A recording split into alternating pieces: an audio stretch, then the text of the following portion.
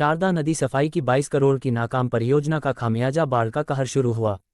नानपारा मैलानी के बीच 6 जुलाई तक बंद की गई ट्रेन, सैकड़ों एकड़ फसलें जलमग्न।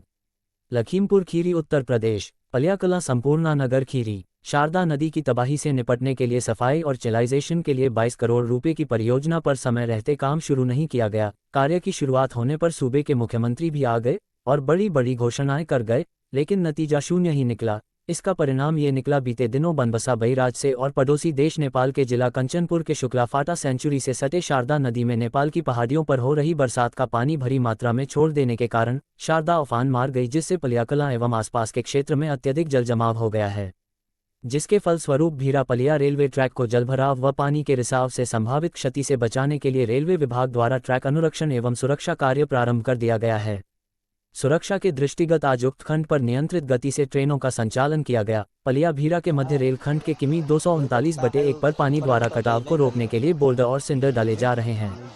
नियमित निगरानी के लिए इंजीनियरिंग विभाग के कर्मचारी और अधिकारी घटनास्थल पर मौजूद है, जबकि रेलवे विभाग द्वारा जारी की गई सूचना में भीरा पलिया रेलवे लाइन बंद होने का कोई जिक्र नहीं है, जबकि इस रेल मार्ग पर 6 जुलाई तक रेल संचालन स्थगित कर दिया गया है, जबकि कई सूचना माध्यम कह रहे हैं कि रेलवे ट्रैक बंद हो गया है।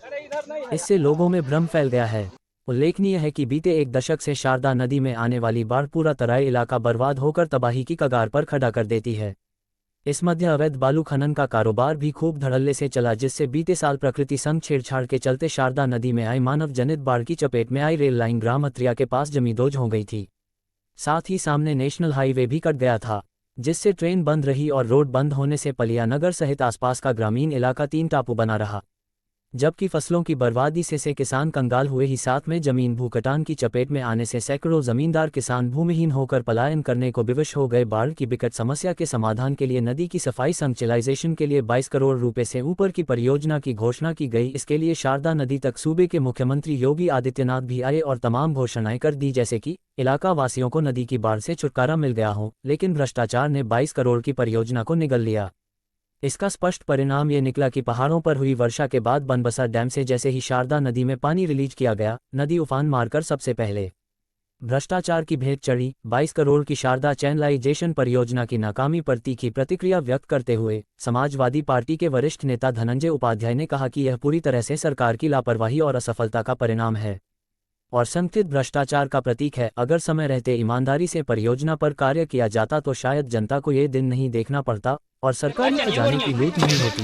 इस परियोजना को देखने के लिए स्वयं मुख्यमंत्री भी आए, बावजूद उसके परियोजना परवान नहीं चढ़ पाई, जिसका खामियाजा पूरे तराई को भुगतना पड़ रहा है।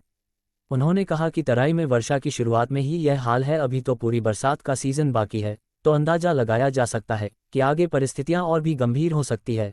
इस संभावना से इनकार नहीं किया जा सकता है। सपा नेता ने परियोजना में हुए संगठित भ्रष्टाचार की उच्च स्तरीय जांच कर जिम्मेदारी तय करके कठोर कार्यवाही किए जाने की मांग की है। संवाददाता कमलेश कुमार की एक्सक्लूसिव रिपोर्ट। आप लोग यहाँ काम तो करवा रहे हो, बाकी कोई इसमें हाथ लगाने नहीं। नमस्कार साथियों, मैं हूं कोई बात नहीं, किसी को हिसाब नहीं साथियों। आज पिछले वक्त की बात, इस वक्त भी जो है शारदा पलिया इलाके की तरफ अपना रुख जो है कर दिया है। इसके लिए लगभग 2 साल से शारदा बाढ़ से बचाने के लिए जो एक पलिया के समाज सेवी राजेश भारती जी जो है और राष्ट्रीय किसान शक्ति संगठन मिलकर के जो है ये इसका बराबर बार चेतावनी देते रहे, अधिकारियों को आगाह करते रहे, लेकिन अधिकारियों ने नहीं माना और अपना रौद्र रूप दिखा दिया। और जो भी बाढ़ के लिए जो पैसा आया बचाव के लिए, राहत कार्य के लिए, वो सारा धन शारदा ने इस बार भी बहा दिया। धन्यवाद। तो इसलिए हम पलिया क्षेत्र वासियों से ये उनको आगाह ये कराना चाहते हैं कि इस बार भी जो है पिछले वर्ष की बात आपको शारदा बाढ़ का कहर का सामना करना पड़ेगा। धन्यवाद। जय जवान जय किसान। उसका वो सारा धन शारदा ने इस बार भी बहा दिया। धन्यवाद। तो इसलिए हम पलिया क्षेत्रवासियों से ये उनको आगाह ये कराना चाहते हैं कि इस बार भी जो है पिछले वर्ष की बात आपको शारदा वार का कहर का सामना करना पड़ेगा। धन्यवाद। जय जवान जय किसान।